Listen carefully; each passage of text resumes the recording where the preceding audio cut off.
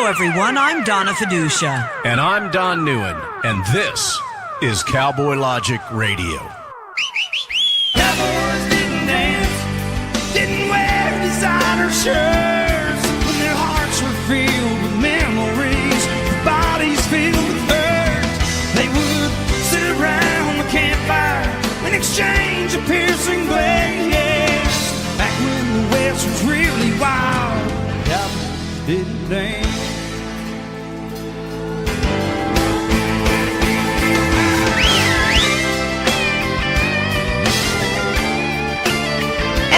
Welcome to Cowboy Logic Radio, everyone. I'm Donna Fiducia. And I'm not Don Neuen. Who are you? Where is Don? I'm your latest squatter. Yes. I am Dave Boose. Yes, you are. Dave Boose has been staying here for the last couple of days, and he will never leave Double D Ranch. He rode a horse today. He's been running around helping me dump horse poop, so he's, well into what ranch life is like. It's been the most amazing weekend, for sure. Meanwhile, Don is nowhere to be seen. Where is Don? So we have to do the show, and Dave, I guess, has to sit. Dave, your last name is Booze? It's Boose. As in Halloween? See, I thought it was more like Booze. Yeah. Well, or the other thing. It was in high school anyway. It was in high school. I'm thinking Halloween, because it's getting near Halloween. Yeah. Boo. That kind of thing. All right? He's finally here. We have to... Is it? Humpty Dumpty Dum. Look who's here. It's the Boose. God, you are so late. Where have you been? Yeah, how you doing, everybody? Dave and I had to start the show because you're late. Great. You must be running on Fiducia time because I am always late. But when it comes to television and radio, I have never, ever been late. I'm Don Neuen, ladies and gentlemen, and let me be the first to welcome you to tonight's really big episode of Cowboy Logic Radio. Tonight is going to prove to be absolutely riveting. Why? Because I'm here now. But it wasn't riveting when Dave was trying to fill in I'm for you? sure it was. Dave is riveting just being Dave. I made Dave clean horse poop today. That's awesome. Yeah. The thing is, ladies and gentlemen, if you have the name Dave, you come out of the womb with high expectations. Nobody has the name Super Don or true. Super Donna. But there is a Super Dave. Yeah, it's true, as a matter of fact. I'm thinking more like Cheech and Chong. Dave's not here. Hey. What, man? Is Dave there? Dave who? Dave's not here, man. Anyhow, ladies and gentlemen, I'm sorry I'm late. Something I never am. But thank God that Dave was here. Yes. And was able to fill in for me. Say something How for late 3 was minutes I? on my own. 3 or 4 minutes. Oh, my gosh. Shame on you. How painful. You missed spaghetti today, too. Well, I heard Dave had some. Yeah, Dave had seconds. Cleaned. I made almost 1.5 things of spaghetti sauce, and it was gone. And balls. And balls. The balls are gone, too. Ladies and gentlemen, for those of you that are new to Cowboy Logic Radio, I must tell you, there are no better balls. No better balls. No, they're more plump. They're tender. They're the tastiest balls that I've ever eaten. Can you say that on the radio? Yes. Okay. I'm talking about meatballs. Oh, okay. All right. Sick mind. Okay. Sick mind. Yes. Listen, that's why famous people like Tom Del Beccaro and Kaleem Stevens and Kenny Kakady, and a host of Ron Phillips. L. Ron Phillips. That's why they record spots that say that I am their most favorite conservative talk show. I'm Don Neuen. Let's not forget that, ladies and gentlemen. Hey, we want to reach out to our terrestrial affiliates. WDDQ Talk 92.1 FM out of Valdosta, Georgia, serving South Georgia. Mm-hmm. Jack Ring, Scott James. Did you like how I said their names? That's what they really actually sound like. You're trying to imitate them. No. Scott James has that sexy, rough voice. He's got that rough morning and voice. It's sexy to me, and I'm a guy. But you sounded like Jack Ring a little bit. You had a little ring. No, here's Jack Ring. Don, what do you want? Every time. That's Jack Ring. What do you want, Don? Neuen. And how about... and WJHC 107.5 FM out of lovely Jasper, Florida. Yeah.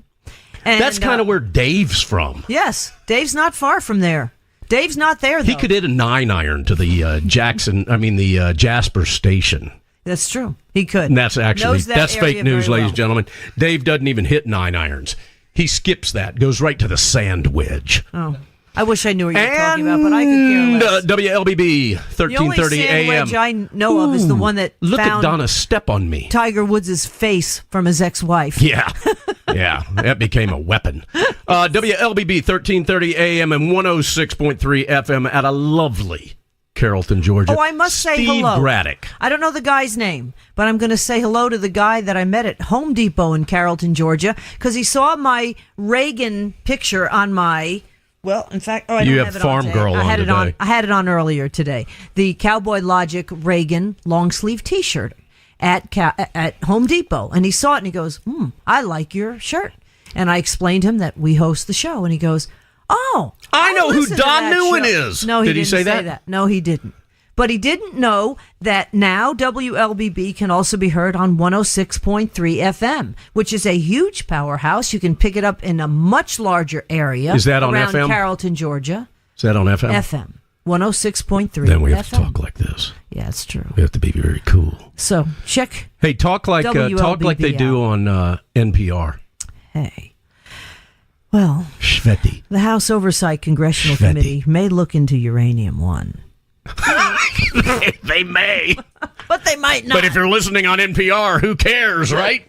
Hey, speaking of which, a former NPR guy, I just saw it the other day on Tucker Carlson. I think it was Tucker's show. It might have been on Hannity. Anyhow, he actually went into the Midwest and he met some people. It's a former NPR guy and actually found what the other half lives like and thought, hey, these guys really aren't that bad. I got to find his name. People in flyover country are cool. That was pretty darn funny. I'm telling you that. Hey, I need to do something very serious, Donna. This first segment we often spend joking around, and I tell you how great I am. But tonight, I need to take a minute, and I need to talk about something really tragic, really serious, and something that happened to our dear friend Ron Phillips and his family this past weekend. Their house was struck by lightning. And when it struck the roof, it caught the roof on fire, blew a hole in it. And it ended up catching the upper floor, the attic and the third floor or second floor of his house, the upstairs, caught it on fire. Mm-hmm. And then there was serious water damage. There was fire damage. There was smoke damage. Then the fire department shows up, and then everything becomes damaged with water because they're putting this thing out.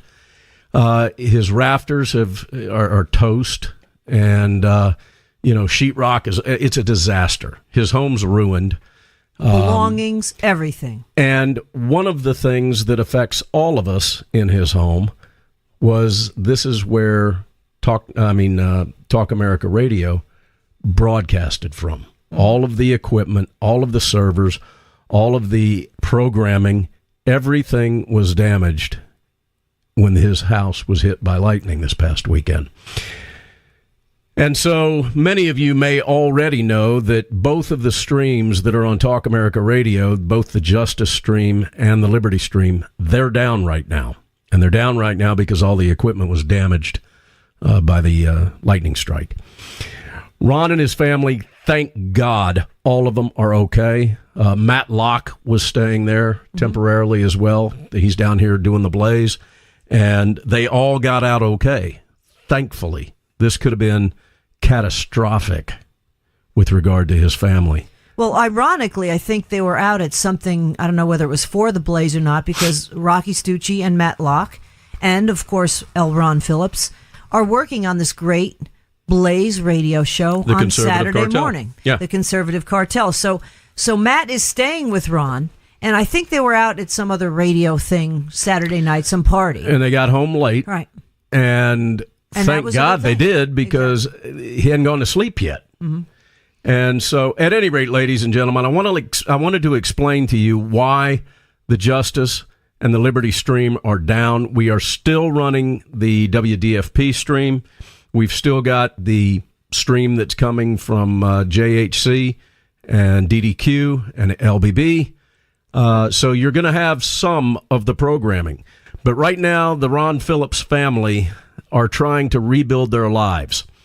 And Ron is way too proud to ask for any type of financial assistance, but I am not, and I will on his behalf. His brother, Carl, has set up a GoFundMe account, and I would like to ask that you go to my Facebook page, where that post is, someplace in my timeline, find it, find a way to donate some money.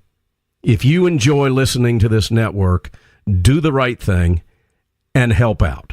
Even if it's $10, send the family some money. Now, clearly they've got insurance, but that insurance is not going to cover everything. It may not cover any of the broadcast equipment. We don't know yet.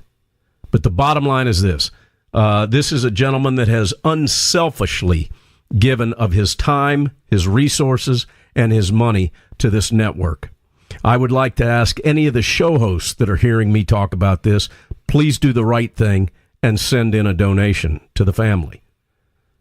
I don't know how more clear I can be about this. This guy has donated the past year and a half working directly with you and me, Donna, and he has given selfishly and not made a single penny off of this. So please, I ask you to go to find my Facebook page, find this GoFundMe account, and donate some money. Anything will be appreciated, and I'm watching you. I can't imagine what goes through one's mind when, first of all, obviously the lightning strike woke everybody up, thank God. But what happened was they went upstairs when when the power went out, because he wanted to actually check on the equipment. And that was the first thing that he did. He goes up there, he checks on his kids, obviously. Well, once the kids got out, exactly. But the only thing he saw running up the steps was the glow of the fire up in the attic and in the rafters coming down into the second floor.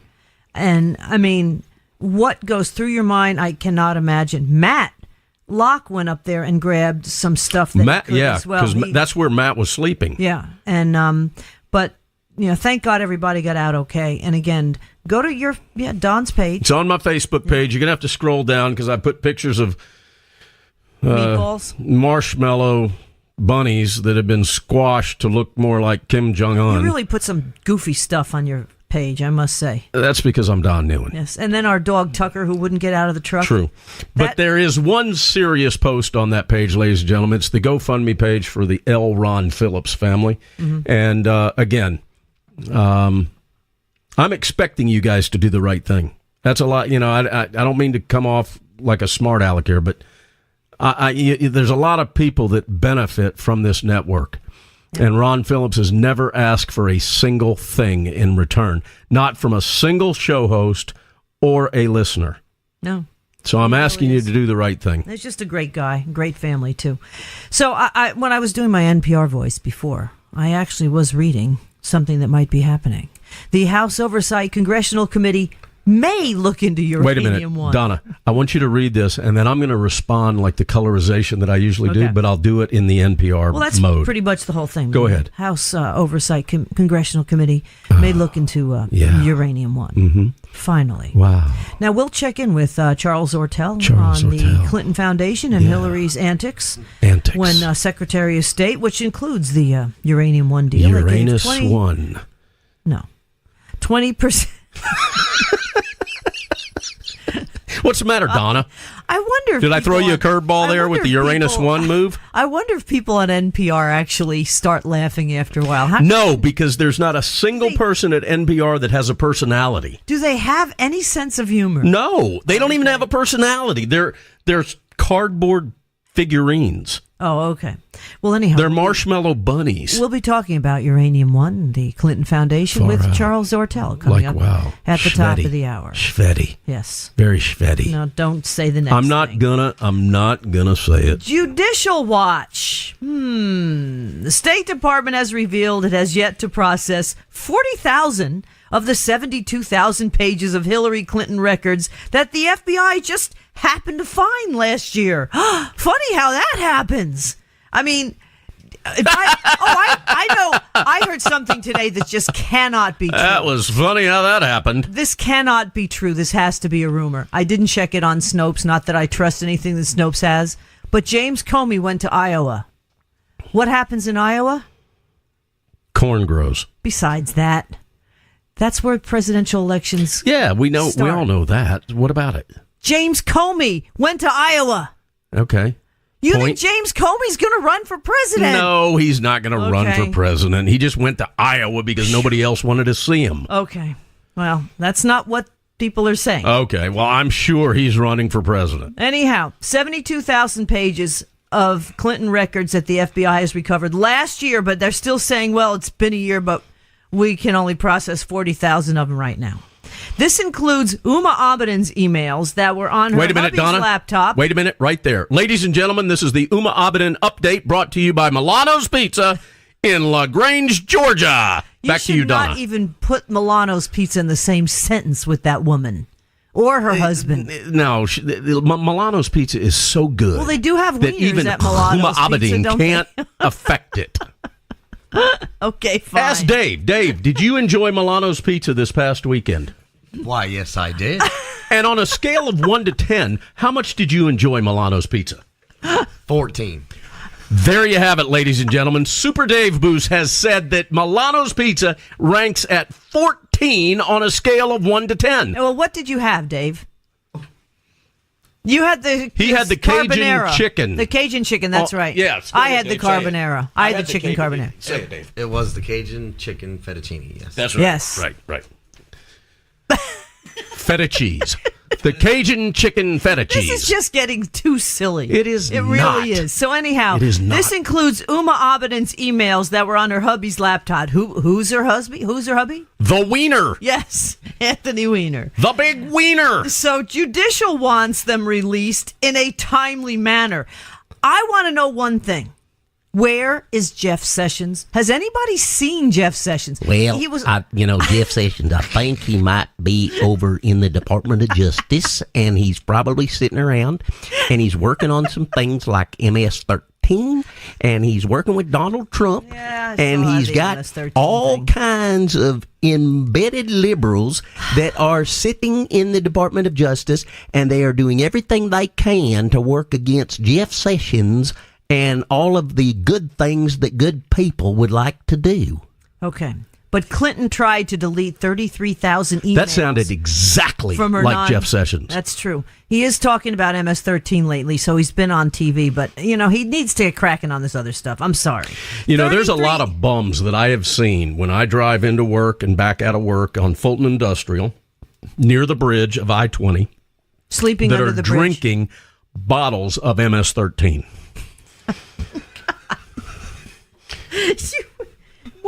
What would you be like if you did drink? Because you don't drink. That's What right. would you be like? Can you imagine this, ladies and gentlemen? He is. Dave just busted a blood vessel in his cranium. It's so weird. He's trying to contain the laughter because he knows that we're on the air. I'm serious. I have seen them Can and the I crack get to whores the drinking news? MS-13 Can I out get of to- bottles. Gosh. Can I get to the news, please? 33,000 emails she tried to delete. Many of the missing documents the FBI. Stop it, Dave. I didn't do anything. All right, ladies and gentlemen, let me take over Dave so has I a can gain very control of this. infectious laugh. You've only got 3 minutes and 44 seconds left of this absurdity because Donna Fiducia cannot get it together to talk about the news. Back Yes, to I you, can. Donna. Okay. Many of the missing documents the FBI See? recovered This is terrible. This is were so government unprofessional, documents. Anyhow, the FBI also found 30 pages of Clinton Lynch tarmac meeting documents, but wants 6 weeks to turn them over. Look at that. There were Say it isn't actually so, Donna. documents on the Clinton Lynch tarmac meeting. Never would have thought. I can't wait for someone in government to finally be held accountable. Yep. That'll be a red letter day, don't you think, Donna? Yes, it would. But that'll never happen. Anyhow, 2 minutes and 53 there's a seconds, guy who ladies and did a gentlemen. man on the street thing, and he took Trump's tax plan, and he went out and he talked to kids on college can't buy and other places, and basically said, look, this is Bernie Sanders' tax plan.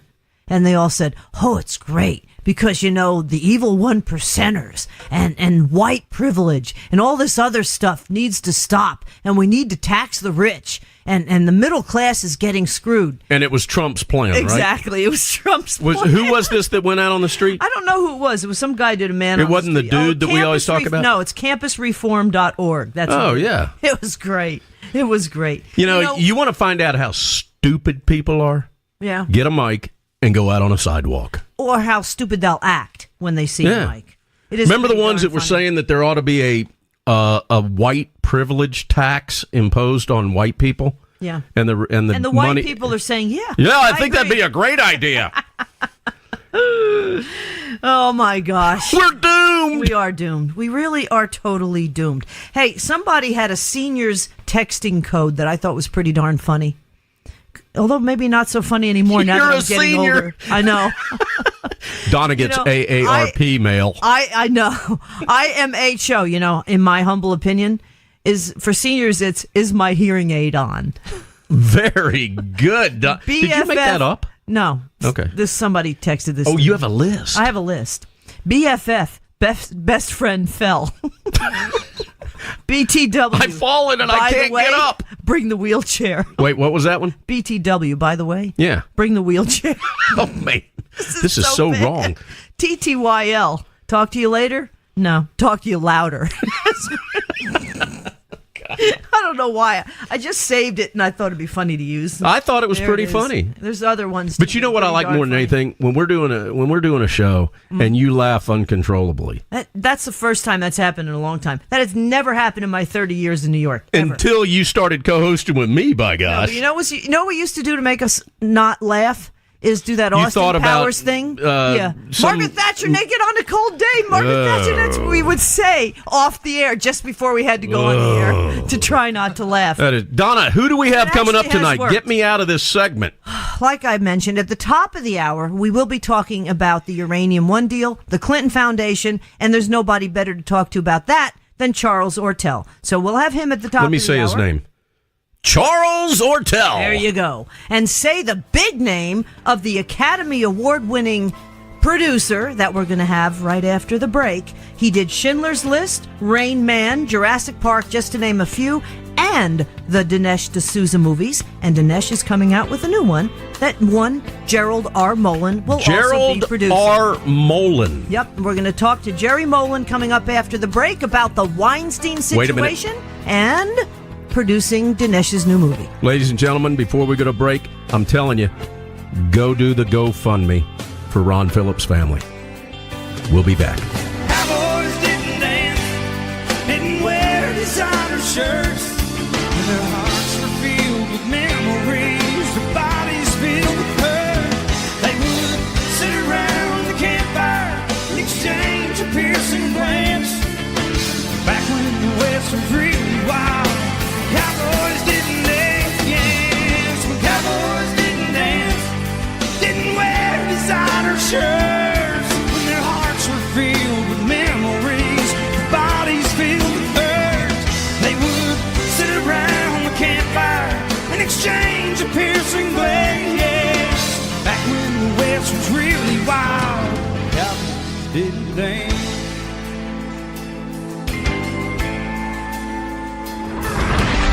Check us out on the web at cowboylogic.us. This is Denise Simon. 18 hours a day, I live in a world as an intelligence analyst. Intelligence analyst. Intelligence analyst. Intelligence analyst. Intelligence analyst. Intelligence. What I find is reprehensible. What I find is terrifying. What I find is treasonous. What I find is treasonous. What I find is treasonous. What I find is treasonous. What I find is treasonous. The mainstream media has completely failed the American people. Failed the American people. Failed the American people. Failed the American people. Failed the American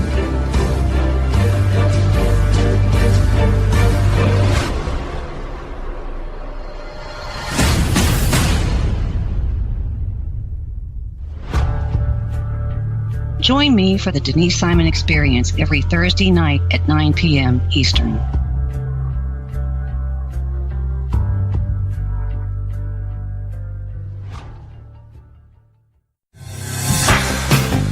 Donna, you know, I sure miss listening to Neil Bortz every morning on my drive into Atlanta. I know what you mean, Don. Talk about appointment radio. Neil Bortz was the morning jolt of reality and political incorrectness that millions of people needed to start their day. You're so correct. When Neil retired, I seriously felt a major void in talk radio. Well, no need to feel that void now, Don. Neil is available on demand with his exclusive and completely unfiltered podcast called Bortzcast. That's right, Donna. Neil no longer is faced with dealing with the FCC. His Bortzcasts are unfiltered, politically incorrect, common sense. Think of it as Cowboy Logic Radio on steroids. No, think of it as Neil Bortz on steroids. I do stand corrected. Neil Bortz on steroids. Ladies and gentlemen, go to connectpal.com/Bortzcast and find out why Don and I are faithful subscribers to his podcast. Donna, it's only $4.99 a month.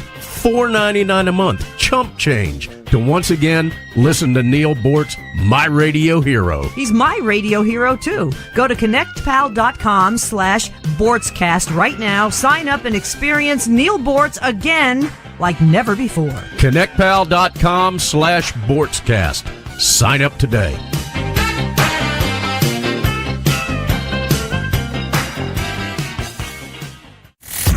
Hi, this is Michelle Malkin from CRTV.com, and you're listening to Talk America Radio.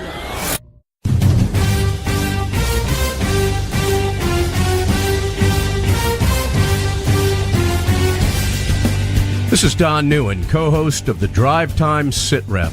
Join me as I call in to my intel analyst, Denise Simon, for my daily situation report, or Sit Rep, the Drive Time Sit Rep. Check talkamericaradio.us for more information and show times. Hi, this is Dr. Kelly Ward from the great state of Arizona, and you're listening to Talk America Radio, the new dominant force in conservative talk radio. Donald Trump came to Washington vowing to drain the swamp and make government work for the American people. But the swamp creatures in D.C. aren't going down without a fight, and the deep state is determined to overturn the election and keep their gravy train rolling. In these turbulent times, it's critical for patriots to stay engaged and be prepared to defend this president. You can stay up to date on Trump's battle to make America great again by listening to America First Radio with Jim Dawes each weeknight at 10 p.m. Eastern on the Liberty Feed.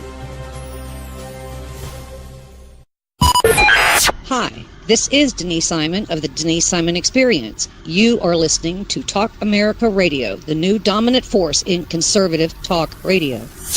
Hey everybody, they're back on again! Cowboys didn't dance, didn't wear designer shirts, when their hearts were filled with memories, their bodies filled with hurt. They would sit around the campfire and exchange a piercing glare, yes. Back when the West was really wild, cowboys didn't dance.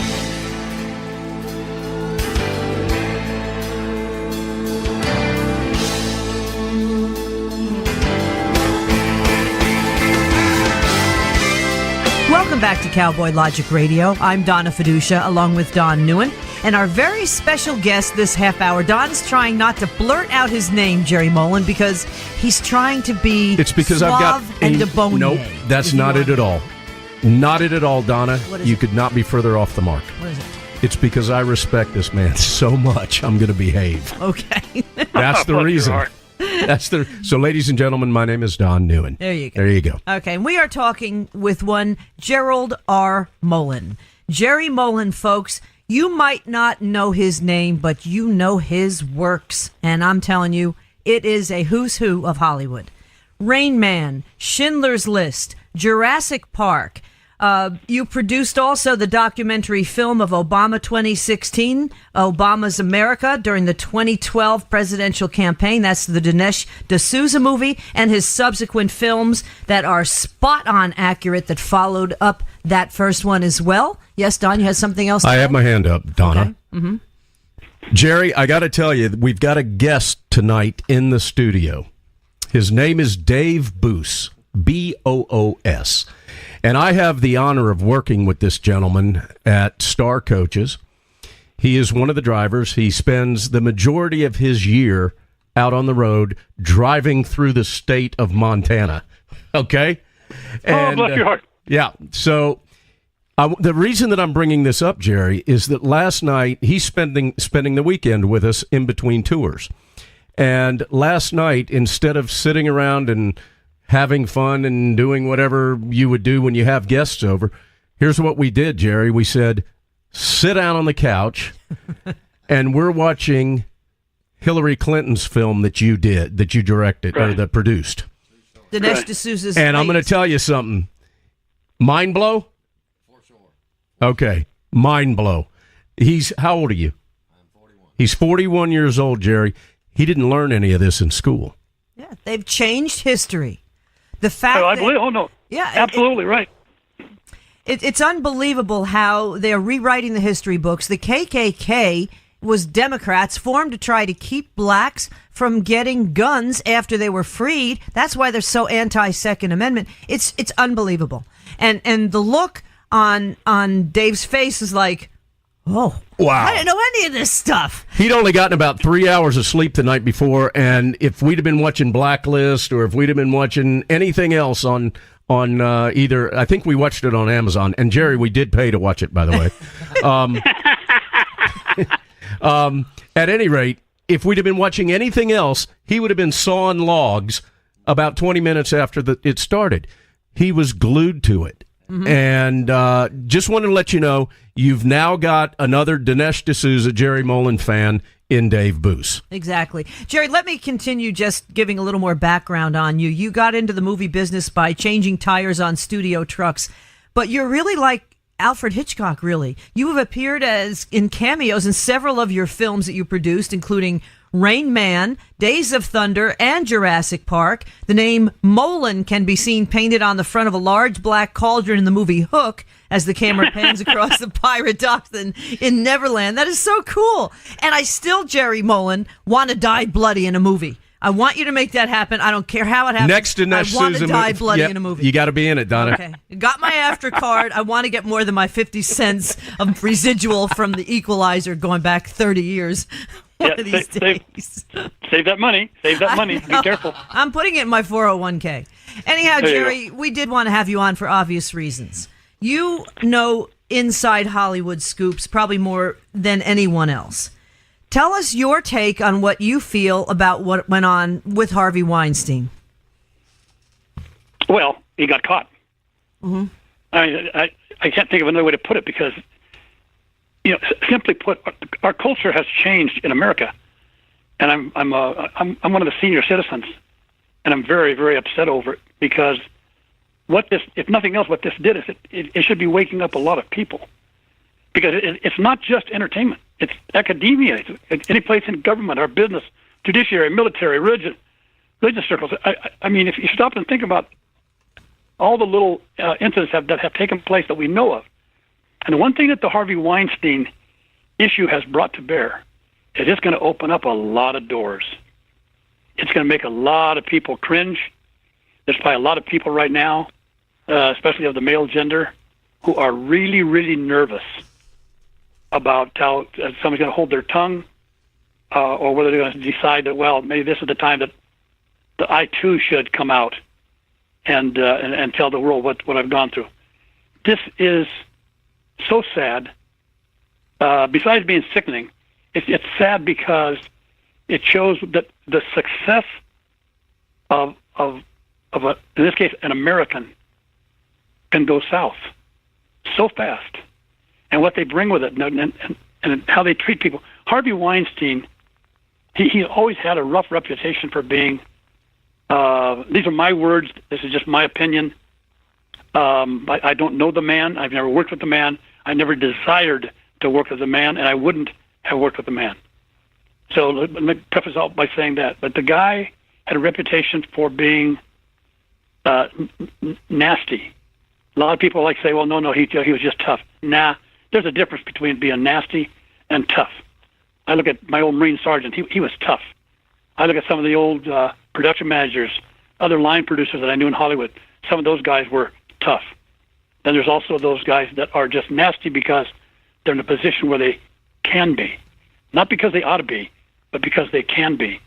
and whether they were bullied when they were kids. I don't know the background, and I really don't care. All I know is what's going on now in our schools, in our homes, in our churches, for those that are still going to church, in our government, some of our businesses and academia. These are areas today where we truly need to be concerned about our tomorrows. We have people now who want to take a knee at a ball game. Why? Well, they all now they each seem to say, well, because of being mistreated, or that some way they're related to slaves. Sorry, nobody in this generation or even the last generation had anything to do with owning slaves. And as sad as that was, and it's such a sad indictment on our own society as Americans, we've gotten past it. And all you have to do is look at a basketball game, a football game, a baseball game, in the world of sports. All you have to do is look at the Denzel Washingtons, the people like that who are great actors who are on the screen. And then in all faces of business, heads of corporations, these people are basically no different than anybody else, but successful Americans. But there are certain people who, in my opinion, want to take this country and they want to turn it around, and for some reason they can see a socialist utopia, a communist idyllic society in their sick minds. And I say sick minds because I've been all over the world, and every time I come back to America, the first thing I do is kiss the ground.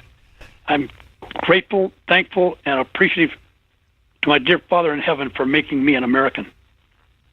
So anyway, I don't know if that answered your question. You know, Jerry, we're talking with Jerry MOLEN. Folks, he's an Academy Award winner. This is a rarity in Hollywood to have somebody, I feel, have so much class as you, Jerry. Really, there's just no better way to say it. But you saying you not wanting to have anything to do with Harvey Weinstein, do you feel that there was, I guess, people talking that his reputation was pretty much well known around Hollywood?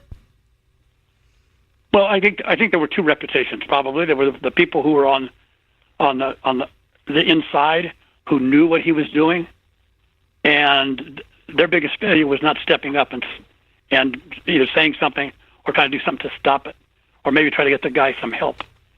The other side of the issue, there are people who knew him by reputation as being, as I said before, a tough guy. But to me, he wasn't the tough guy. He was mean-spirited, nasty to people because he could be. Yeah. You know, Hollywood was always known, or just in general, the business. You have a casting couch. But like you also just said, Jerry, it's not the only place. Hollywood's not the only place. It happens everywhere. It happens in businesses. It happens in academia. And the thing is, it happens in the news industry, in the media, in the news industry, both radio and television. Right. It's happened to me more in radio than it did in television, I'll be honest with you. And the thing is, let's talk about Roger Ailes. I was hired by Roger Ailes at the Fox News Channel. His door, when he first started, was always open. Everything that he did, in fact, he went to the by that you mean when you went in for a meeting with him. If I wanted to meet with him, that door stayed open. Stayed open. He talked to you. He treated you like an equal. The problem is, I hate to say it, as things started to get bigger and better and more successful, then you had to have an appointment. And at first, the first Christmas party was, hey, you guys have fun on my dime. I'm out of here. I don't want to hang around because I know when the boss is around, everybody is, not comfortable. So I'm just going to say thank you and I'm leaving. And then it got to the point where he wouldn't even show up. And then it got to the point where, I kind of believe things did happen, but nothing was ever forced. And the thing is, there's so many women out there that will step into that open door that eventually gets closed behind them, if you know what I mean. And men. Sure. And actors. And it's, unfortunately, human nature. It's so hard to deal with, but it's so rampant now. Well, it's rampant, too, because take a look around us. We now have a media profile. Social media is now out in the forefront of everything.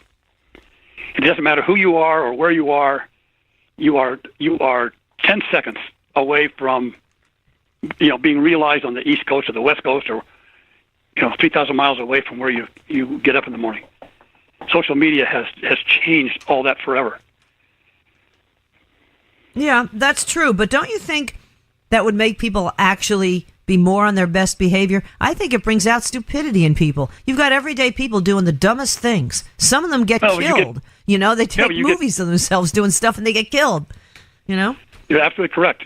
But you also have to remember, though, that people all of a sudden, as they get more powerful, they get a little bit wealthier, and they all of a sudden find themselves in a position to where they don't have to play by the rules anymore. They I think, feel like they've been blessed enough where they're going to make the rules themselves, and it makes it tough for everybody else. It's just not the same. Yeah. Hey, Jerry, let me ask you a question, specifically with regard to Hollywood and with the women that are labeled victims of these sexual abusers, these sexual harassers, these, and in extreme cases, these people that are actually committing rape. Are the women looked upon in Hollywood as victims or enablers because they're not saying anything? Oh, well, that's a great question. I think if they have knowledge of inappropriate actions, they have knowledge about it, and have a tendency to turn their back on it, they're as guilty as the person committing it. For the people that basically have strong enough morals, where they're confronted with one of these creeps, and they stand up and they say, not my backyard, or I'm not doing that, or I'm out of here. I have all respect in the world for those kind of people. Sadly, I think so many of these people have an inner weak spot. All of a sudden they've been trying for a year or 2 years or 5 years or 15 years to hit that major break in their career. And now all of a sudden they got a shot at it. And what does it mean? It means they have to bend their morals just a little bit to achieve that. So that decision falls back on that individual, in my opinion. And if they make the decision to go the weak side, then I don't know how much mercy. I remember many years ago going to a meeting at the company that I was with, and they decided to have sexual harassment awareness, I'll call them days, and they did it once a year. And they would bring in a psychiatrist and people within the industry that were very successful, attorneys obviously, and they would warn all the employees about the pitfalls of misconduct. And I remember one time we had finished the meeting, we're on our way back. I was on the way back to my office, and the two of the attorneys were walking behind me, and one I knew very, very well. And he said, "Hey, Jerry," he said, "be careful of those pretty girls." I turned around and I said, I don't have to worry about that stuff. And the other attorney said, "Hey," and it stopped me. And I looked back and I said, "Yeah." He said, "Let me tell you something. All a young lady has to do is accuse you, and you lose." Well, that really got my attention, because I thought, wow, that's a real heavy thing for somebody to say. But when you stop and think about it, it's true. What defense mechanism do you have if all of a sudden somebody comes up and accuses you of something? It's an interesting dilemma, I think, for most people. Well, I would assume that you're a massive target. I was just going to say, I don't know if you want to answer this question, but I'm going to come forward and ask it. Is that Paul in the background that I hear? That's my little puppy dog. He wants me to throw the ball, and he got this whole thing about me playing with him. Not now. Not now. Go get Mom. Let Mom play with you. Well, see, and the thing is, I think, if I'm not mistaken, that's the same thing that you tell Major General Vallerly when he comes over, wanting to play. You don't have the time, or right now, you're just not in the mood to do that kind of thing. Go talk to Mom. Go back and play with your mom. Yeah. But seriously, Jerry Mullen, see, now I can't ask this question. I got to have to go ahead and ask. Okay, you're an Academy Award winner. You're obviously a target. I mean, at Fox News Channel, Bill O'Reilly was a target, Eric Bowling. I didn't know Eric. Bill O'Reilly did have a problem when I was there. Supposedly the second time around when he got ousted, he just basically paid somebody to leave him alone just to get it over with, but he still lost his job. I don't know. I'm sure there's two sides to every story. But Jerry Molen, as an Academy Award winner, as a producer of major movies, Rain Man, Schindler's List, Jurassic Park, just to name a few, and Dinesh D'Souza's movies, you had to be a target, just like this lawyer said. And I'm wondering if these starlets throw themselves at you, too. Yeah, of course.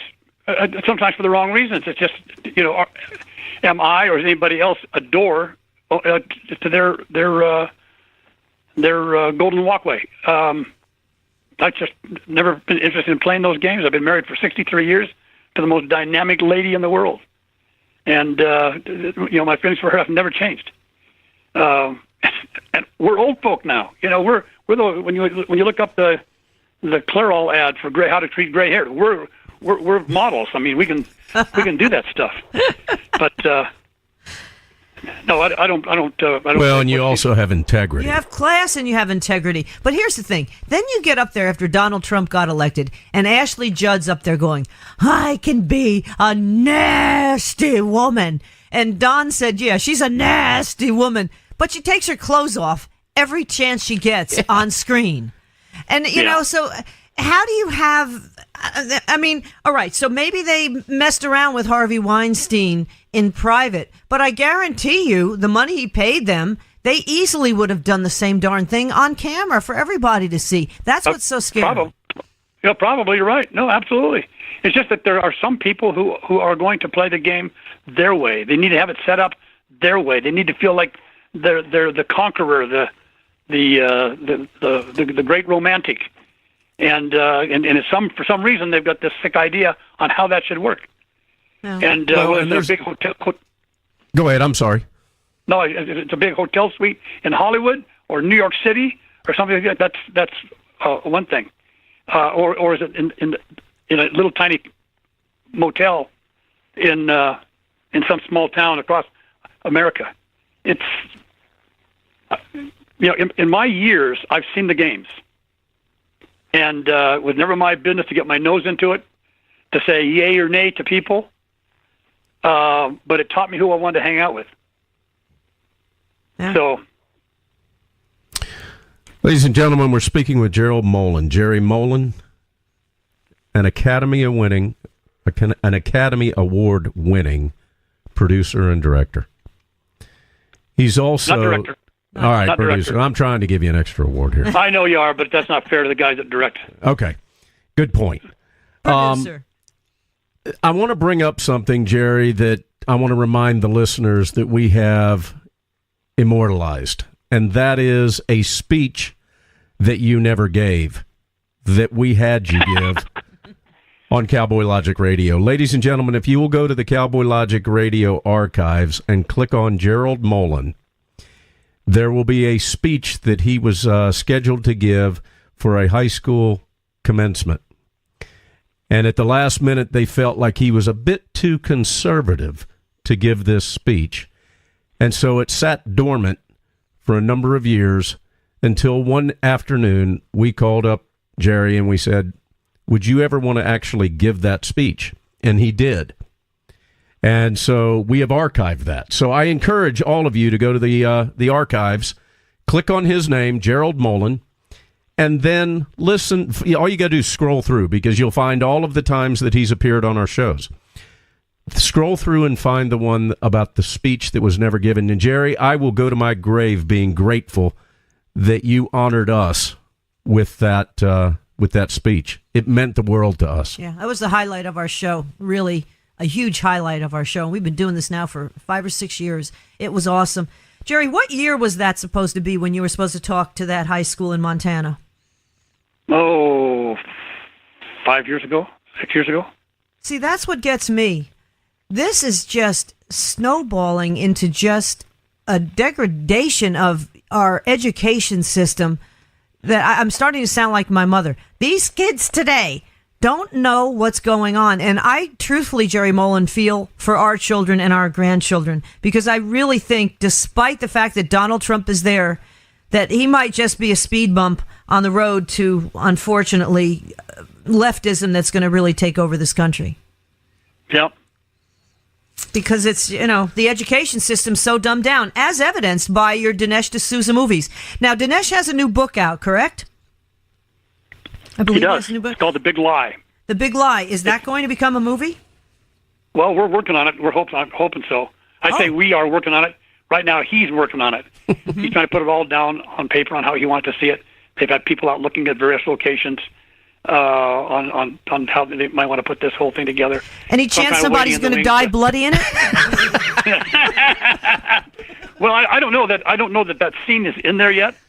Yeah, but you have the power. At least the next movie, because the way things are going in this country, the next movie is going to have to be about the loss of America.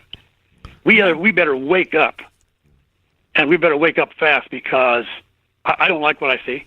I worry about my grandkids, my great grandkids, and the America that they're going to wake up to one day. I just wanted it to be the same like it was for me. In other words, the opportunity to be able to achieve anything that you wanted to, anything your heart desired, as long as you were willing to work for it. Not to be given, not to be handed it on a silver plate, but to work for it. I tell kids all the time, the key is education. Get the education. And when I go talk to a group of kids and I ask them how many people here are going for your bachelor's degree, and usually most of the kids in the class will raise their hands. I'll say, well, you're the ones making a mistake. And I only say that because right now it takes a master's. Mm-hmm. And the reason it takes a master's is because the competition out there. There are so many people who want to do exactly what you're doing. And as long as you got those people in line ahead of you, if you're just treading the crowd, then all those people are ahead of you. Yep. So get the education, prepare. And a trade is extremely important now too. That's kind of been forgotten. So we got like 30 seconds, Jerry. I want to ask you one last important question, and then we've got to go to break. How do people encourage Donald Trump to give Dinesh D'Souza a full pardon? I don't know. I've been waiting for that to happen. They're all aware, really aware, that this man did so much to get him elected. And I think that his films, if nothing else, are right there on the edge of making the difference in the vote count. I agree. In every one of those states that he won the electoral votes. Absolutely. You're right. It's overdue. It's overdue, It's Don. long overdue. Ladies and gentlemen, Jerry Molen, Gerald R. Molen, what an honor, sir, to always have you join us. Donna, we've got to go to break, but Jerry, thank you from the bottom of our hearts, sir. We look forward to you producing Dinesh's next movie, The Big Lie. You heard it first here, folks. Dinesh. Bless your hearts. God bless you both. I love what you do. You're the best. Great Americans. I love you. Look forward to next time. Thank you, sir, so much. Okay, bye. And coming up next on Cowboy Logic Radio, we'll be talking about the Clinton Foundation with one Charles Ortel. It's coming up next on Cowboy Logic Radio. Cowboys didn't dance, didn't wear designer shirts. Their hearts were filled with memories, their bodies filled with hurt. They would sit around the campfire and exchange a piercing glance. Back when the West was really wild, cowboys didn't dance, yes. When cowboys didn't dance, didn't wear designer shirts. When their hearts were filled with memories, their bodies filled with hurt. They would sit around the campfire and exchange a piercing glance, yes. Back when the West was really wild, cowboys didn't dance.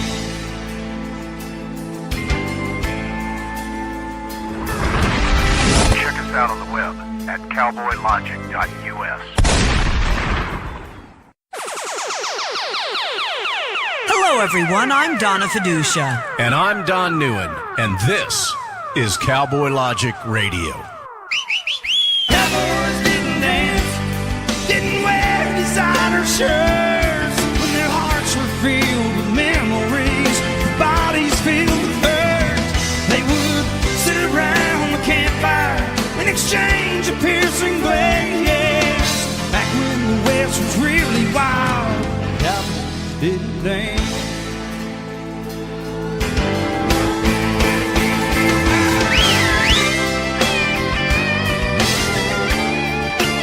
Welcome back to Cowboy. Good evening, ladies and gentlemen. Let me be the first to welcome you back to the second hour, the most riveting hour of Cowboy Logic Radio. Why? Donna, you ask. Why? Why? Well, it's because we saved the big hitter for the last. Yes, we The did. last inning. The big-time inning. This is the pay inning. And see, I don't talk about football right now. You know why? Football sucks. Yes. The NFL sucks. Yep. Anti-Americans. Yep. Don't like them. Mm-hmm. Don't want to have anything to do with them. Haven't watched Didn't watch them. I didn't watch them this weekend at all. I didn't even watch college so much football done because this college weekend. teams are starting to do this. High school and grammar school are starting to. I just hate people. Other sports are starting to. It starts in the NHL. I'm done. Ladies and gentlemen, let me remind you, though, that I'm Don NEUEN. Back to you, Donna. And we are going to talk, in light of everything that's been happening with the Clinton Foundation, that's finally coming to light, the go-to person for the Clinton Foundation and all of its antics. And that would be one Charles Ortel. Now, you've seen him on all the big news channels, CNBC, Bloomberg, Fox Business. We won't hold this against him, but he was chairman of the Conservative Party at Yale. He actually went to Yale. Why would you say we wouldn't hold that against him? That's it's admirable. Yale. Because it's Yale. That's ballsy. I'm sorry. That's true. It is ballsy. And he ran for the president of the Yale Union. And you lost to a lib, so that's pretty much that's no to be surprise. expected. Exactly. That's like Tom Del Beccaro running for Senate in California. This is true. Everybody knew he'd lose. If California had half a brain in their butt, you'd have he would have folks won instead of Kamala Harris. He was an imposter on To Tell the Truth. And that is so awesome, Charles. Charles Ortel does what nobody else wants to do. He looks into financials. And there's just no better way to find out what's going on with anything but to look at their financials. That's where the skeletons reside. Therein is the problem. Finally, Charles Ortel, after what you have been telling us for the last 2 years at least, somebody is finally waking up to the fact of the Clinton Foundation was one big slush fund. Charles, welcome back to Cowboy Logic Radio. Thanks so much for having me back on, Donna and Don. You must admit, that's a hell of Charles, an intro. didn't you find that was a stellar intro? I mean, when you're on Fox Business and when you're on Fox News Channel and all these other stations that you go to that claim to be legitimate, you don't get that kind of an intro, do you? No, I don't. And, what I do now is every time I go on, I send a little clip of you guys, and I say, listen, I'm not necessarily going to reappear on your show unless you give me an intro like the great Don NEUEN and Donna. Oh, man. Why? Because you were awesome. you're Thank you. Charles Ortel. All right, so, Charles, please bring us up to speed on what the heck is going on with all the flies surrounding the Clintons.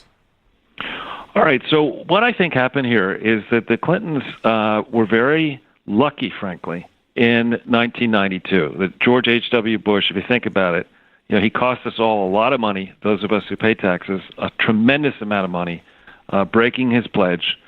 And the fact that he broke his pledge, read my lips, no new taxes, created the opportunity for Ross Perot.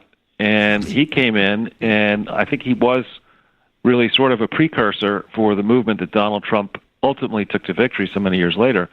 But by running and snaring about 19% or so of the popular vote, he didn't get an electoral college vote, but he tipped the balance in so many states that Bill Clinton, who shouldn't have won in 92, won. And what they did, actually very cleverly, there's a book by Taylor Branch called I'm looking at it, it's called The Clinton Tapes. And, it talks about how even before Bill was sworn in, he was thinking about his library, he was thinking about his role in history and all that stuff. And I believe what history will show in time they did is they decided they were going to break all the rules. They were going to get as much dirt as possible on as many people as they could find. They were going to tap foreign sources of money. They were going to run the White House the way they'd run Arkansas. And they, the Republicans in the main are too nice. The Clintons said none of that stuff. Sharp elbows, fire all 93 U.S. attorneys, which they did in 93. And, they really took names, took no prisoners, and they were fully expecting Al Gore to win, and he didn't.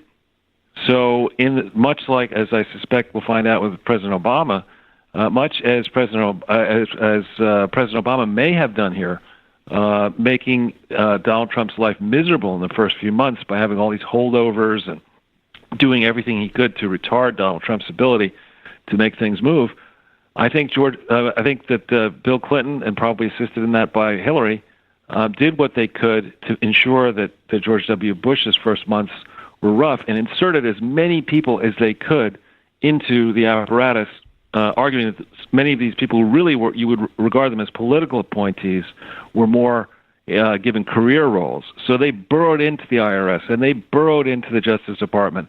And they also likely had some dirt on George W. Bush as a guess. So they were able to sort of operate in the shadows and to intimidate on the Democratic side most people except for Barack Obama in the 2007 and 8 cycle.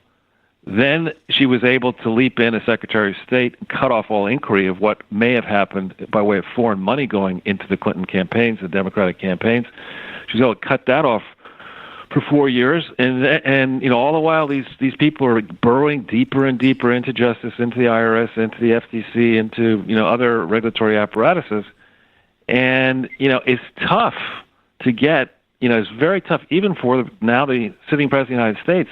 It's tough to get control over this gigantic bureaucracy when there's so many secret opponents with so much to lose if Donald Trump wins. So I forgive Donald Trump for taking as much time as he's been taking to get to the place where we're now at. And what's happened in the last week or so is that some great investigative reporters, there's two in particular, John Solomon, who's at The Hill now, and Sarah Carter, who's at Circa News, they've been able finally to get some missing emails and finally to get their arms around the scandal that the Times broke and then Peter Schweitzer expanded upon, this Uranium One thing, which is a company that it was, I believe, originally the genesis of it was a Canadian company, but it's a company that at one point controlled 20% of the uranium assets of the United States. And the nub of the story, the essence of the story, is that while Hillary was Secretary of State, control of this asset was transferred to a company heavily influenced by the Russian nuclear company, which is called Rosatom. And they've been trying to bury how this all came to light. Its origins may go back as far as 2004. There was apparently a guy who may have been engaged in money laundering. It may have been that the FBI and others, the Department of Justice, were onto this guy and a bunch of Russian agents. And these agents were exposed in June of 2010, and they rounded up June 26, 2010. And it now looks as if the real investigative reporters, who now mostly are in the blogosphere or with the Daily Caller, the Hill, things like that, these new organizations, they're beginning to see more than simply the contours of the scandal, wherein it appears that massive contributions, $145 million, may have been routed towards Clinton charities by people who stood to gain from economically and strategically from the transfer of 20% of the United States uranium assets to a company ultimately controlled by Rosatom. This is a big scandal.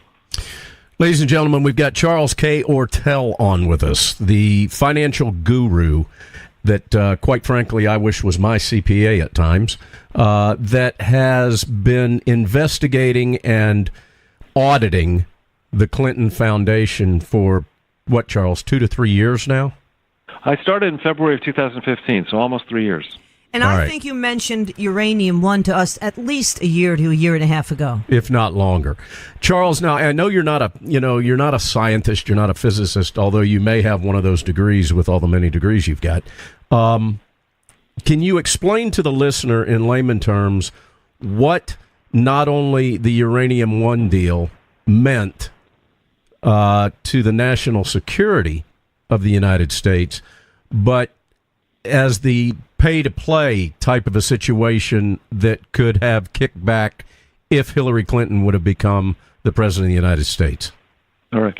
So uranium is important for two principal reasons in the United States. One is that we have actually quite a few still functioning nuclear power plants that need uranium. And we are actually importing uranium now, more than we used to. So from an economic security standpoint, this nuclear infrastructure, remember 3 Mile Island and the troubles there, a lot of it's old and may need to be refurbished. So we have to get our hands on reliable sources of supply of uranium, and we've got to think about upgrading that power grid, that portion of the power grid. and it's not going to be replaced by wind. I mean, the numbers are just wind and solar are tiny. I wanted wind and solar in there. Well, we'll do that out near John Kerry's weekend house on Martha's Vineyard. Exactly. Or Ted Kennedy's old house. Remember he said, we can't put it out by my house either. That was decades ago. But I'm sorry. I didn't mean to intervene. Okay. So the basic game here is that, when people create foundations named after themselves, there are cynics, myself included, who view that as being the wrong way to go. And indeed, I understand in the Jewish faith, you're not supposed to take credit for charity. That defeats the whole idea of charity. You're supposed to do it anonymously and not tie yourself to it. So these foundations that allow people like the Clintons, and for that matter, Bill and Melinda Gates and others, to go around calling themselves philanthropists, can also be viewed as vanity exercises.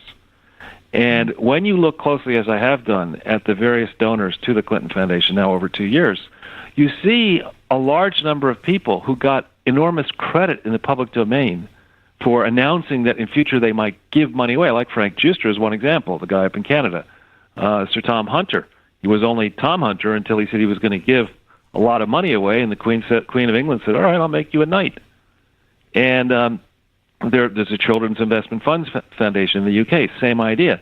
They announced that they were going to give a portion of a fund that they hadn't actually raised yet to charity, a significant portion of their funds to charity, and people said, wow, that's so noble, let's back their fund. And what they didn't tell the world appropriately enough is that the monies that they were giving to charity would turn around and be reinvested in their fund. That's a longer story. We don't need to go into it. But basically, around the U.S. government, the federal government in particular, is, of course, massive. It buys a lot of goods and services. And the Secretary of State is in a position to direct or to at least have influence over who gets contracts, who gets U.S. aid, who gets assistance, who gets to fly around with the Secretary of State on the foreign missions, who among foreign countries gets to come here, what business types get to come here on missions of foreign heads of state inside the U.S. So there's a lot of economic decisions or the Secretary of State has influence over. And the people around the world had seen in the past the way Bill and his people, and I would argue, attempted to monetize the 8 years he was in the White House. And that was done at a time when the Clintons basically were bankrupt. Now the Clintons have money. They're older, they're wiser, their friends are better connected. And so, as a guess, a lot of people suspected that by getting in bed with the Clintons in the 2015-16 cycle, if she had won, they would have gotten whatever money they sent towards the Clintons, either in political contributions or in contributions to the foundation, they would have gotten that back many-fold over. And they had some case studies to think about, like Dennis O'Brien up in Ireland.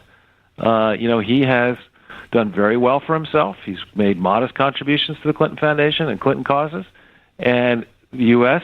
and the multilateral organizations have sent, in his case, hundreds of millions, if not billions of dollars of concessionary loans back towards his ventures around the world.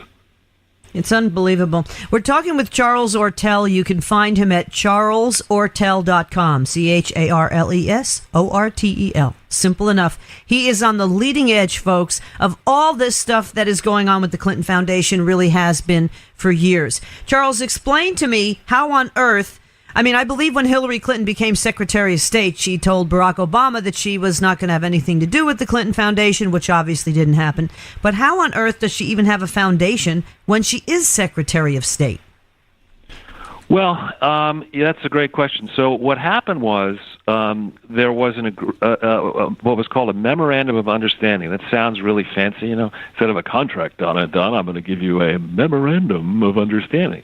Well, ask a lawyer what that is. The memorandum of understanding is a worthless piece of toilet paper. It's not enforceable by design.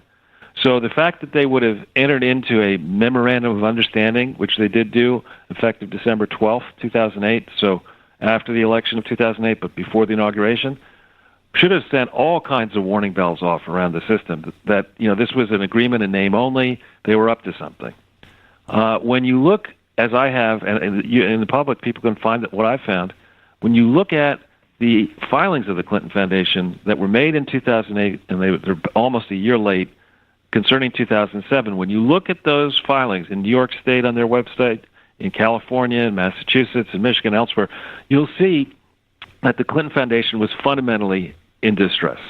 It was losing money. It had broken all kinds of rules. It was under investigation. It had its prime operation in Massachusetts. It had its license to operate there involuntarily revoked. All this stuff was hidden from the public. It was hidden from the senators during her confirmation hearing. But ultimately it came out. And so, there's there's some questions that now need to be asked about, as it were, what happened in that time frame. Because it sure looks to me from the public record as if the Clintons bamboozled the public. So the next set of questions for me involve, did they bamboozle the Obamas? Hey, Charles, did they bamboozle the Obamas? I don't know. I mean, that we need to figure that out. I mean, either they didn't know, right, in which case, how smart were they? Or they did know, in which case they may be complicit in a scheme to get Hillary across through the confirmation hearings, hiding materially incriminating information from fellow senators, from the American public, and from people around the world. And this is all now a matter of public record. Her confirmation hearing, the questions were there. Some senators, I believe one of the senators placed a hold on her nomination. I think it was a guy from Texas or Arizona, I forget which, over concerns about precisely this. Would contributors to the Clinton Foundation do so because they believe by making modest contributions to the Clinton Foundation? For a national government, you give the Clinton Foundation $100 million. How much does it cost you to defend Australia from China? Mm-hmm. And Australia has a lot of money, and other countries have lots of money, and lots of money was sent by these national governments to the Clinton Foundation. There's no record of it. There's no public record of this money yet. $17 million disappeared, correct? They're like Penn and Teller. They're even better than Penn and Teller. They can make this stuff disappear. Well, there's a rumor that Hillary's going to go on the board of ServPro. I'm just kidding. I got it. It never really happened. Hey, Charles, we've got about 5 more minutes till we need to go to a break here. Would you mind going back about 2 or 3 years for any of the listeners that have not had the opportunity to listen to you on our show before? I mean, you've been on our show probably 20 times, but explain to the listeners the epic number of counts of fraud that the Clinton foundations have committed and why. And if you don't mind, use that analogy. If Bill Clinton came to Atlanta and he spoke in front of 1,000 people and the objective was blah, blah, blah, blah, blah. Sure. So the Clinton Foundation was organized in October of 1997 for two simple purposes. To be a presidential records repository out in Little Rock, Arkansas, and to be a place where scholars could study those records. That's the authorized tax-exempt purposes of the Clinton Foundation. It was set up when Bill was still president, early in his second term. So he was very much in control of the Justice Department, very much in control of the IRS, very much in control of the executive branch, and very much in a position to stop anyone from looking too carefully at what was happening. So they went around. That was a very tough period. There were a lot of scandals that got even worse than they had been, just as the foundation came into life. And the records that are in the public domain for the period from then through November 18th, 2004, when the Little Rock complex first opened to the public, are shambles. The required accounting statements that would allow somebody to check and make sure that this wasn't a fraud are hidden from. They're not on the Clinton Foundation website. You can get them by going into New York State, going into Massachusetts, going to California, as I have done. And you find that the financial statements flatly state that the books and records of the Clinton Foundation are not prepared in accordance with U.S. requirements. They're illegal. Yet they were raising money. And starting in 2002, they further gutted the Clinton Foundation's legal status by, instead of focusing on Little Rock activities, deciding they would gallivant around the world, first fighting HIV/AIDS, then supposedly helping with climate change, whatever that means. And this thing just spiraled out of control. And so what you have is something that sounds interesting. It's a presidential archive. You can have stationery, fancy letterhead on it, and people around the world will say, "Ooh, this must be something special. It's a presidential archive." And, meetings get taken, projects are discussed, and side deals get cut, and nobody's keeping track of anything officially. So we don't really know exactly how much money was sent towards the Clinton Foundation by crooked donors around the world who are quite accustomed to bribing political officials. I mean, corruption is getting worse and worse in this country, but there are countries, I would argue in India, the national sport in India is corruption. It's commonplace. It's accepted across the Middle East. Bakshish, it's just common. And in many countries in South and Central America, sadly here in New York, California, some of the bigger cities and states. And, so when these people who are accustomed to getting involved with corruption saw a president, former president, and a rising potential future president who might in future sit for 8 terms on top of the biggest economy in the world, being able to dole out favors or stop prosecutions from happening, the for sale sign attracted a lot of money. And the regulatory apparatus still hasn't caught up with the very people who are now chasing Donald Trump. Robert Mueller, James Comey is sort of on the sidelines, but Rod Rosenstein and others, the very same people who are chasing Trump are people who didn't see this fraud when they were investigating it starting in 2002. So we're at a place now, finally, I hope, Trump having did what he did against the media, the NFL, against the celebrities, changing the way people think about the political life. Finally, the American public, thanks to you and Donna and Don and others, is waking up and saying, we don't like this. These are not our values, to quote a favorite president. And they're looking at this and saying, we want the full extent of this corruption exposed. If it hits the Bush family and the Clinton family, the Obama family, they need to be prosecuted. They need to be investigated and prosecuted. The same way that Corinne Brown down in Florida has now been convicted over an $800,000, much smaller slush fund, supposed charity.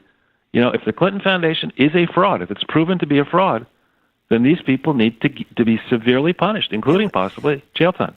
You're talking Corinne Brown, 800,000. We're talking hundreds of millions probably overall with the Clinton Foundation, maybe even billions. But they say, you might want to ignore politics, but politics will never ignore you, something along that line. And that's really the case here. We have to go to a break real quick. Charles Ortel. Again, sure. Everybody find him at charlesortel.com.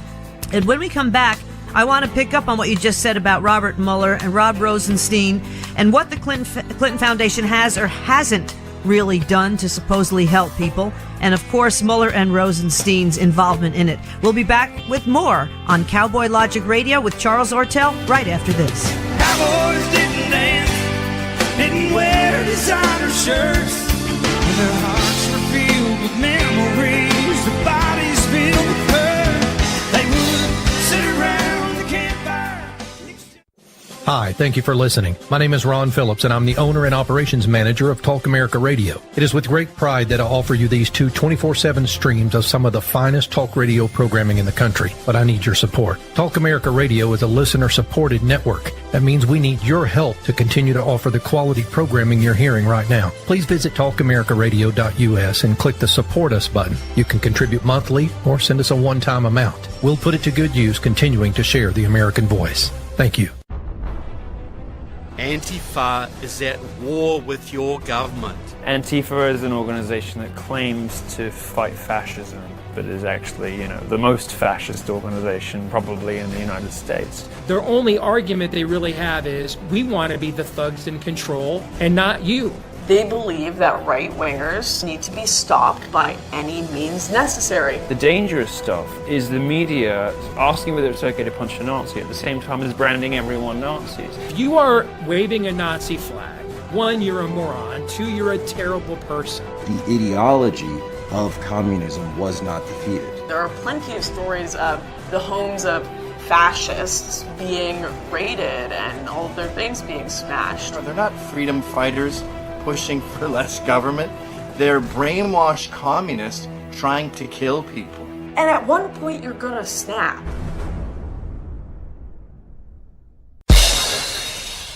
This is Denise Simon, host of the Denise Simon Experience. When I'm not debating with Donna Fiducia about politics, I listen to Cowboy Logic Radio. Why, you ask? Because outside of my blog, founderscode.com, and my own radio show, the Denise Simon Experience, Cowboy Logic is by far the most entertaining and informative radio show on planet Earth. Plus, Don makes me feel guilty if I don't listen to his radio show every week.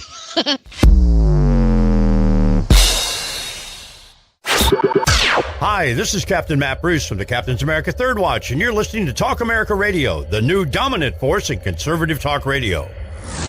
Hi, it's Mark Walters from Armed American Radio. You know, for nearly a decade, I've been educating, informing, and entertaining responsibly armed Americans. And during that time together, we've shared some ups and downs, haven't we? Trump's election saved our Supreme Court and no doubt the future of our gun rights for now. But now is not the time to lay down. The enemies of freedom are well-funded and more determined than ever. To keep up with the state of your gun rights, make sure to tune in to Armed American Radio right here on Talk America Radio, the new dominant voice in conservative talk radio.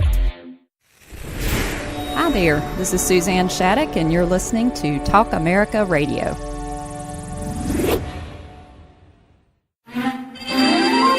Hi, I'm Ward Cleaver. And I'm June Cleaver. From Leave It to Beaver. And you're listening to Talk America Radio. Ward, aren't you a little tough on the beaver? No, we can't say that. Do it again. She said it on the show. She said it on the show. That's where it came from. That was 30 years ago. All right, let's try it again.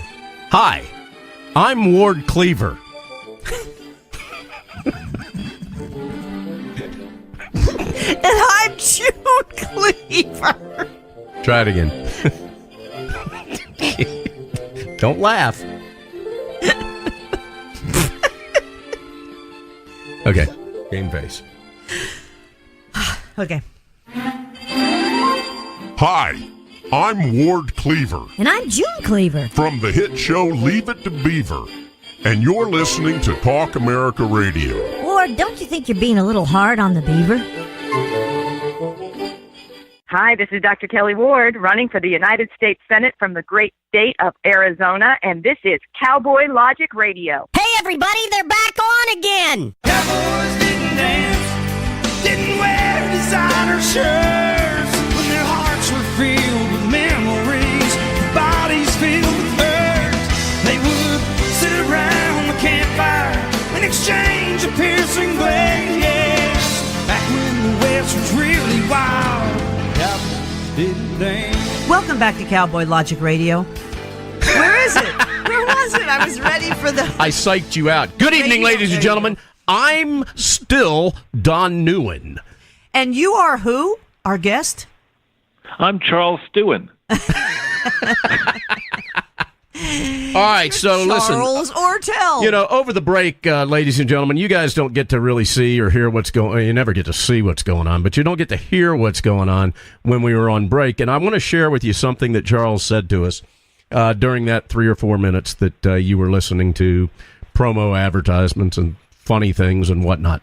Charles was kind enough to let me know and let Donna know that, in his opinion, I was the greatest, most talented, stellar conservative talk show radio host that he knew. Not Rush Limbaugh, not Mark Levin, not Sean Hannity, not Laura Ingraham, not Dr. Michael Savage, but me, Don NEUEN. And Charles, I was flattered. Thank you, sir. Did I also mention that you're the humblest as well? Yes, you did mention that. And also, ladies and gentlemen, that was all fake news. That not one bit of that was true. We didn't talk about that. He didn't say any of that. But I bring that up to show you how easily you can be fooled by fake news. Yes, and that's fun fake news. That's not, unfortunately, what real fake news is doing to the American public, which I think is really throwing a monkey wrench into what's happening into this country. Because if fake news did their job, well, quite frankly, I don't think we would have had Barack Obama as president, but we certainly, without social media, would have Hillary Clinton as president today. So we can thank social media and what's going on. And I know that Sean Hannity has had this guy John Solomon and Sarah Carter on quite a bit. But again, Charles Ortel, you were talking about Uranium One years ago. And luckily, it's starting to grow some more legs. But First of all, Frank Giustra, who was the go-between, he's the Canadian, right? That was the go-between sort of. We need to explain Charles, explain who Frank is, because all we ever say, we label him the Canadian. Well, it's illegal, too, because it's a foreign country. So Frank Giustra is a gentleman who lives, I think, in Vancouver, British Columbia, and originally made his mark in the speculative stock market out there, in that has now, I think, been closed. It's now more of a national market. But what he was doing is putting together energy deals. Canada is famous for, it has its own natural resources, and then because the world is such a big place and they have so much good mining and energy experience in Canada, there are a lot of Canadian companies that operate around the world. So there especially has been developed over decades of slapping together projects around the world in contracts and then putting them into publicly traded vehicles and then pumping up the stock and selling the company. That's in essence what Frank has been around in various guises. On paper, he has made a tremendous amount of money. Some say he's a billionaire, but you never really know with people like that. And around, I want to say 2005 or so, 2005, and certainly by 2006, Frank Giustra became connected with Bill Clinton, developed an interest in philanthropy, in theory, started giving money away. But when you look carefully into the filings that are available and into the tax laws in Canada, it's not clear just how much money Frank Giustra may personally or through allied charities have sent to the Clinton Foundation. And when you start cross-checking the records you can cross-check, it's very clear that in the year in question, 2010, where John Solomon and Sarah Carter's writing has been so important in the last week, you cannot match up the claims made by the Giustra entities with the filings of the Clinton Foundation for the various entities in 2010. They just don't foot, and actually for prior years as well. So we don't know exactly how much money Giustra and his allies may have sent towards Clinton charities. We don't know how much money actually landed there, and we certainly don't know the important piece, which is what economic benefit might Giustra and his allies have gotten through their association with Bill Clinton and that association's ability to open up negotiations with leaders in Africa and leaders in Central America and South America and Asia and elsewhere to do deals that might be monetized by these stock offerings and other transactions. So that's a whole area that there's been really Peter Schweitzer actually led the way in his Clinton cash book, exposing some of that, but there's never been any regulation of this. And when we go back, I mean, appropriate regulation of this, because there isn't a multinational, an international regulation scheme that can actually keep track quickly enough on activities of these international charities, be they U.S. charities operating internationally or Canadian operating internationally. So we put our minds back to 2010, when John Solomon's reporting, Sarah Carter's reporting bubbles to the surface. What was going on then is that the Tea Party was coming to life.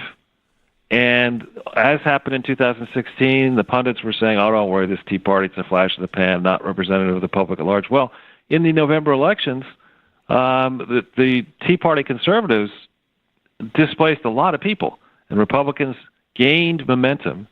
Then we entered 2011, and all of a sudden by 2011, all heck was breaking loose, breaking bad against Team Obama, Team Clinton in many different ways having to do with these foundation pieces. So we've talked about this in the past, the Clinton HIV/AIDS effort, a government investigation led in part by Rod Rosenstein out of the Baltimore office, the U.S. Attorney's Office of Maryland, had been investigating beginning in around 2006 or thereabouts, maybe 2008. This company ran Boxy, which actually signed a consent agreement ultimately and paid a $500 million fine for selling adulterated drugs in the United States and around the world. So that investigation was moving along. And also Africa. Right, in Africa and Caribbean and elsewhere. In addition, in 2011, a guy called Rajat Gupta, who had been chairman of McKinsey, the famous consulting firm, and who had employed Chelsea Clinton in 2003 in McKinsey, he got tagged in a civil and I think criminal indictment around October 26, 2011, for insider trading, and it was unclear how that investigation might tie into the Clintons, tie into the Obama administration, tie into the fact that so few of the supposed villains in the 2007 and actual villains in the 2007 to 9 time frame, so few of those had actually been disciplined. So you had that cause coming to the fore. You also, on October 26, 2011, I believe, or there, right around then, MF Global, which was a company, so it used to be called, I think, Man Financial or something like that. It was a small investment bank trying to become, the new Lehman Brothers under John Corzine, and that thing hit the wall, went bankrupt. And the problem for that, it turns out, we find out now, is that a firm called Teneo had apparently MF Global as a client, and Bill Clinton was paid $100,000, it turns out, by Teneo in 2011, looking at Bill Clinton's time form. So before you even get his tax forms, before you get to Benghazi in September of 2012, there were some major league storm clouds that, on top of what had happened in 2010, suggested big trouble lay ahead in the 2012 election. So with that sort of context, now with what we know about the spy ring being rounded up June 26, 2010, we need to start asking questions, what was Eric Holder actually up to? What were the people in the Justice Department actually up to? What was Rod Rosenstein actually up to? How come this Maryland office of the U.S. Attorney's Office didn't catch the obvious frauds involving the Bush-Clinton Haiti Fund in 2010, a year in which Barack Obama and Michelle Obama contributed about $200,000 to that fund? How come Rod Rosenstein didn't notice that $37.2 million was supposedly sent from the parent foundation, or at least his people didn't notice, from the parent Clinton Foundation down to Bush Haiti in 2010, but it was sent to a post office box in Baltimore, Maryland? How come he didn't notice that? I'll tell you why. I'll tell you why, Charles.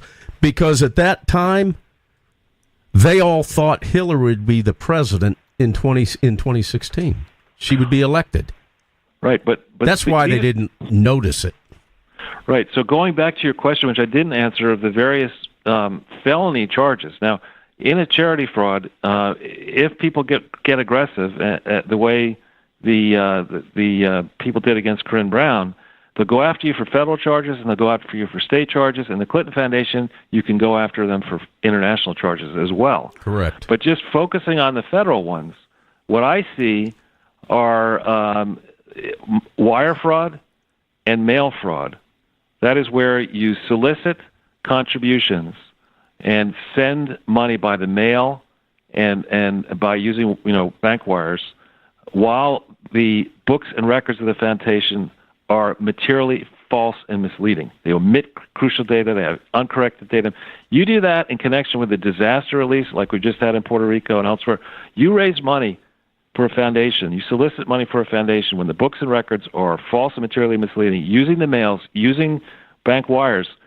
Each solicitation, each request for money that can be documented, it can be punishable by, I believe it is 30 years in prison if it's disaster relief. All right, so that we can come up with a number that people can wrap their heads around. Let's put 1,000 people in the World Congress Center in one of the ballrooms here in Atlanta, Georgia. And Bill Clinton comes up and he's paid X number of thousands of dollars to speak.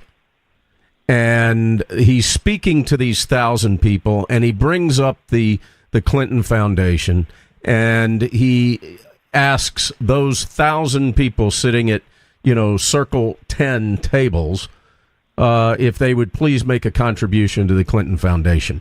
So you've got a room full of 1,000 people, Bill Clinton being paid to be there, and he asks for people he solicits contributions. That moment, there are 1,000 counts right then, correct? Whether they donate or not. There you're talking about, it would seem, a state crime, because you're placing him inside, Georgia. I happen to know, I'm not a lawyer, but I happen to know that the Georgia laws are very strict regarding solicitation, so that before you solicit money in Georgia, you better make sure, in that amount of money you're talking about there, you better make sure that the state registration, the state annual report forms inside Georgia correctly describe your activities for so long as you have been inside Georgia soliciting funds. And they've not done that properly. They have not ever adequately, at least as far as I can tell. I contacted the right people in Georgia in government. I have emails back and forth. They have not filled their paperwork out properly within Georgia. So that would be 1,000 counts of fraud at that moment, that one instant. That could be, yes. When should this have been wrap your done? head around that, people. Yeah, really. How long ago was this? I mean, how many years has this been going on? Well, I mean, I would argue it's been a fraud since October 23rd, 1997. And it's never been audited. They've never been audited by the IRS, which is supposedly required. So we're talking about millions of counts of fraud. Would you say that's a... Sure. Now, actually, just to be clear, they have never, when you operate a charity, you're required to get a competent accounting firm that has the resources and has the mission to go in and confirm, to check carefully, stress test and confirm and help produce financial statements that are prepared in accordance with U.S. accounting rules. They have never done that right. Never. You mentioned MF Global before, and Teneo, and John Corzine, former governor of New Jersey, who's still walking around a free man. We're talking billions taken from his investors in that. And he's, again, a free man. This pales in comparison to Bernie Madoff even. And this whole... It's unbelievable to me, the scope of this, and I think that is But the IRS loses our file for extension, and they hit us for $1,100, Charles. That's what I was going to tell you. We have this mere pittance. I think we made $3,500 selling a horse last year. It's for the farm. So we filed an extension in April 15th. We just got hit with a notice. For an S-Corp, right. But for $3,500 of income, we just got hit by the IRS saying we never filed the extension, and this is your taxes and penalty, and it was like $1,700. Can you imagine what this was for hundreds And we did of file. millions? We got proof that it was filed on time. They lost it. They couldn't find it, so we're guilty. So here's the answer. I'm gonna make you smile. I'm gonna solve this problem for you. Okay. It's got to cost less than $1,700 to change your last name to Clinton. That's true. Good idea. Maybe we ought to Clinton Equine Services. So let's get back to this. Let's get back to this. First of all, has the Clinton Foundation ever done anything good? You ask somebody from Haiti, they say no. You talk about the drug company Ranbaxy, who sent poor drugs to these poor people in Africa and said, well, it's just a bunch of black kids, who cares? I mean, this is crazy. I mean, not only are they taking in hundreds of millions of dollars tax-free, they're not doing anything good with it. Not to mention the fact that, what's his name over there? Harvey Weinstein gave us $250,000, but we've already spent it, so we're not going to give it back. Yeah, I wanted to ask you that, Charles. In all of your digging in the weeds with the Clinton Foundation, did you ever see Harvey's name come up? I wasn't looking for it. But I will go back and look. You do see Harvey. The Harvey's gig is the following. It's crucial for these fundraising galas to have celebrities, and until recently he was pretty well connected in the celebrity world, and so you could gussy up a fundraiser, be it for the foundation or for a campaign, by doing it out there in California or New York and adding who knows who, or Robert De Niro or somebody like that. You're able to get more people, big money donors into the gala, and therefore to raise more money. So when we really pull on the string here, you're going to find, I think, that that it's not simply Harvey Weinstein's money out of his pocket, which is probably pretty small.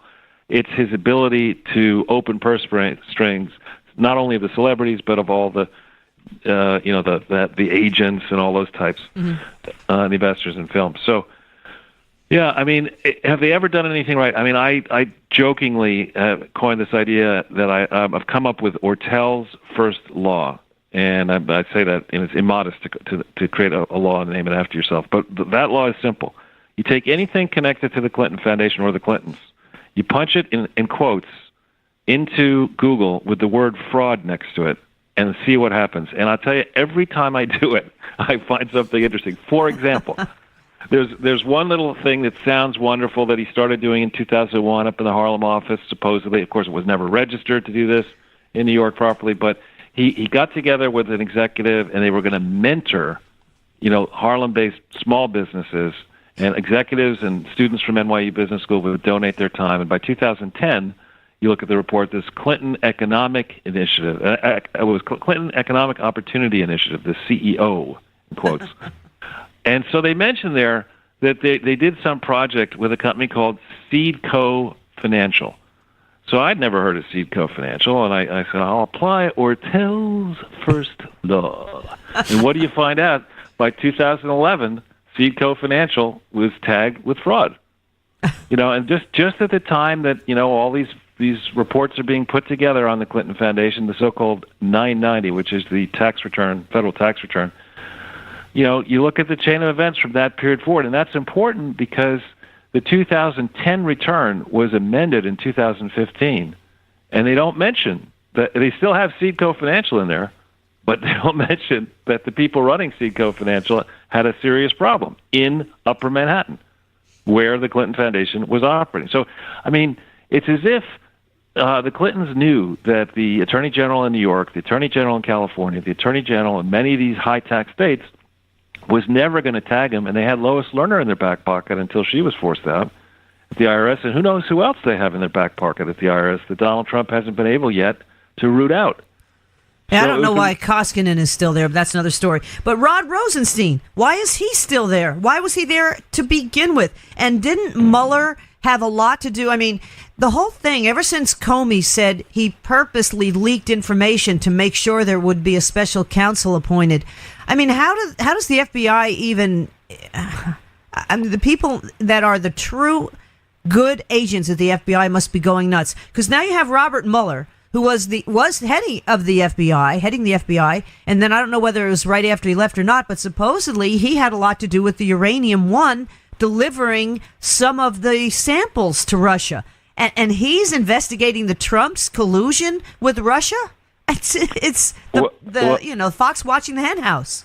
Well, it's gotten so bad that even, the former, was he governor, I think, of Georgia, and then president for one very long term, Jimmy Carter, even he recently, I guess, to Maureen Dowd, said that Trump's doing good stuff. He's getting the wrong shake. There was no Russian collusion. The media's lost its mind. He didn't say it that way, but even Jimmy Carter.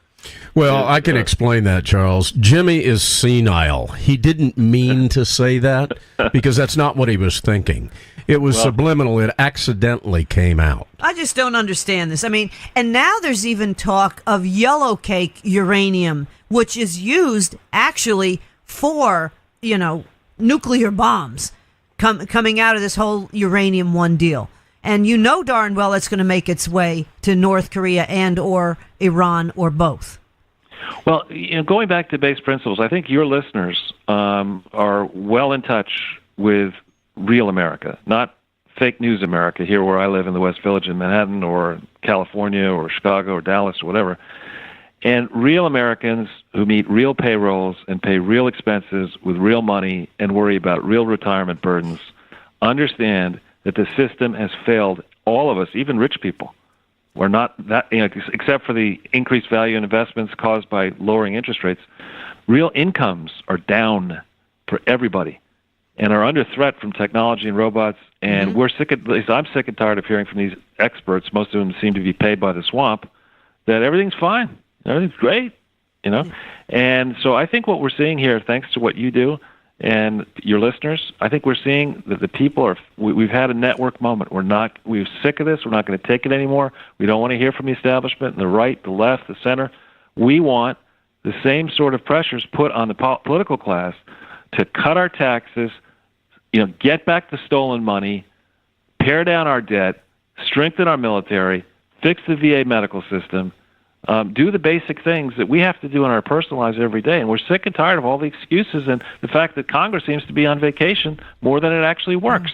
Let's start How about just be held accountable? Well, I think we should start with making them have to pay for their own Obamacare, just like we all have to. Well, yeah, that'd be They all ran to Obama to get themselves exempted after they all voted for it. Trump, with the stroke of his pen, could undo that because that's actually an executive order. But, we've needed 2 segments to weed through this entire Clinton Foundation thing, and it's just so complicated. And we haven't done it yet. Yeah, it's just so, and we have a minute left. So it's just so complicated, and I think that's part of the problem, too, because you can't do it in a 30-second soundbite or a minute and a half package and a TV, newscast, and that's the problem because of the, basically no attention span. So I've got the solution, ladies and gentlemen. Don NEUEN, will come up with a solution to this problem. Website is charlesortel.com. Mm-hmm. Go to his website, study his work, pull up his videos, listen to his art. All you got to do is go to the Cowboy Logic archive page and click Charles Ortel, and every interview that he's ever done with our show, with Denise Simon's show, is there. So, Charles Ortel, you are awesome. In closing, ladies and gentlemen, I need to say something that's real serious here. This past weekend, Talk America Radio took a major, major hit. And that is that our dear friend Ron Phillips and his family, the home of Talk America Radio, because the studios are in that home, was hit by lightning, caught the home on fire, and damaged everything inside. Talk America Radio right now is dark. And it's going to be dark until Ron is able to settle with the insurance company, get things back up and running. It will be back up and running, but I can't imagine what this family and our dear friends are going through. Now, I would like to ask you guys, and we don't peddle this very much, I need for you to go to talkamericaradio.us. Now, clearly, a lot of this is going to be covered under his homeowner's insurance policy, but some of it is not. And I'd like to ask you to click the donate button and send some money into Talk America Radio. It doesn't come to Donna and I. It doesn't go to Charles Ortel. It doesn't. We're not a non-profit organization. This is not tax deductible. We are a listener-supported conservative talk radio network that gives you every week up to 60 conservative talk radio shows, just like Cowboy Logic Radio. And right now, it's dark. And it's dark because he got hit by lightning, his house caught on fire, and burned to the ground. Things were damaged by water. Things were damaged by fire. Things were damaged by when the fire department came in. Things were damaged by smoke. I am asking you, if you've got money, go to the website, talkamericaradio.us, click the donate button, and give some money to help restore this network. Ladies and gentlemen, we will see you next week. God bless America, and thank you. Cowboys didn't dance, didn't wear designer shirts. Their hearts were filled with memories, their bodies filled with hurt. They would sit around the campfire and exchange a piercing glance. Back when the West was really wild, cowboys didn't dance. Yes, when cowboys didn't dance, didn't wear designer shirts. When their hearts were filled with memories, their bodies filled with hurt. They would sit around the campfire and exchange a piercing glance. Back when the West was really wild, cowboys didn't dance.